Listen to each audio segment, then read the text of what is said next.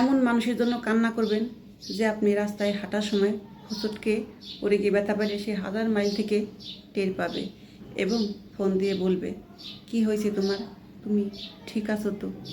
ঠিক আছে, কারণ ভালোবাসার মানুষ তাকেই বলে যে দূর থেকেও ভালোবাসার মানুষের ব্যথাটা অনুভব করে, টের পায়, তার বিপদ আসার আগেও তার মন জানান দেয় ওর কী যেন হয়েছে। এই মানুষটার জন্য জীবনে চোখের জল ফেলবেন যে আপনাকে তার সবটা দিয়ে ভালোবাসে। আপনি দূরে আছেন তবুও আপনার সবটা তার মন জানে।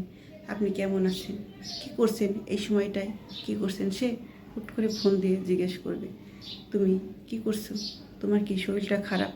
আসলে ভালোবাসার মানুষ একজনকে অনুভব করলে আর একজন টের পায়, এটাকেই বলে পিওর ভালোবাসা।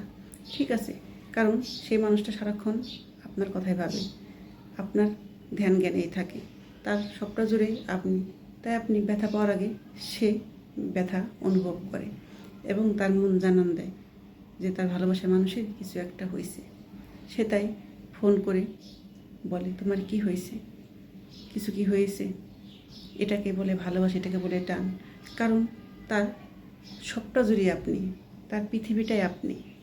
ঠিক আছে, সুখ বলেন যাই বলেন সব আপনাকে ঘিরে। আপনি ছাড়া তার মস্তিষ্কে আর কেউ নেই, শুধু আপনিই আছেন। কারণ সবটা দিয়ে সে মানুষটা আপনাকে ভালোবাসে, আর কাউকে না। তাই যদি চোখের পানি ফেলতে হয় সেই মানুষটার জন্য ফেলুন। যে মানুষটা আপনি বালিশে মাথা দিয়ে কাঁদছেন কিন্তু পাশে আপনার কেউ আছে, সেই মানুষের জন্য কাঁদার কোনো প্রয়োজন নেই। যে আপনার পাশে থেকে আপনার ব্যথা অনুভব করে না, আপনার কষ্ট বোঝে না, আপনি কি চান সেটার মূল্য দেয় না, সেই মানুষটার জন্য কান্না করা বৃথা।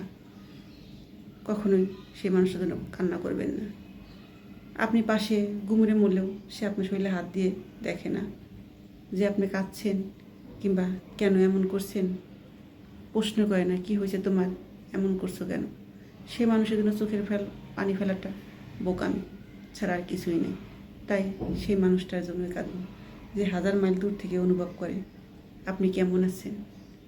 সেই মানুষটাকে মন প্রাণ দিয়ে ভালোবেসে আগলে রাখুন, তাকে কখনো হারায়েন না।